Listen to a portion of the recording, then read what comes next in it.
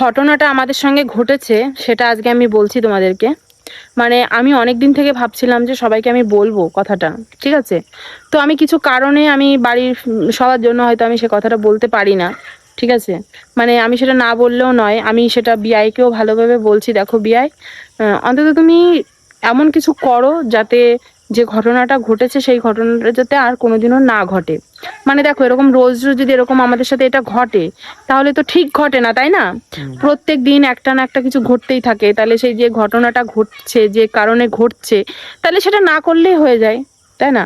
তো বন্ধুরা, আমি সবাইকে বলছি, হয়তো বিআইদেরকে আমাদের বাড়িতে আর কালকে থেকে দেখতে পাবো না, কারণ আমি ওদেরকে অনেক বুঝিয়েছি যে দেখ, আমার বর মানে এত কষ্ট করে বাজার করে নিয়ে আসে প্রত্যেক দিন। সেই বাজার আমি যখন রান্না বান্না করি, মাছ হোক মাংস হোক, তো প্রথমে কেন দিতে হবে বিআইদের? এটা হচ্ছে সবার প্রশ্ন। তাই আমি একটা কথা বলছি, দেখো, যেইটা নিয়ে এত মানে প্রত্যেকদিন যেটা হচ্ছে সেটা বন্ধ হোক, সেটা যেন আর কখনোই না হোক, আমি এইটাই বলতে চাই বিআই।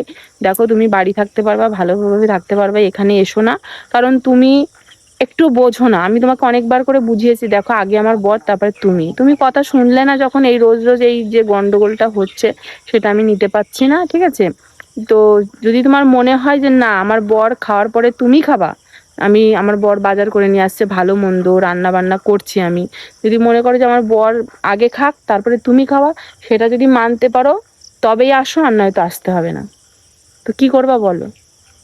তোমার বর প্রথমে যখন খাইয়েছে বড় বড় লেগ পিস, আর ওই দেখো, মানে কি বলবো, বলতে গেছি আমি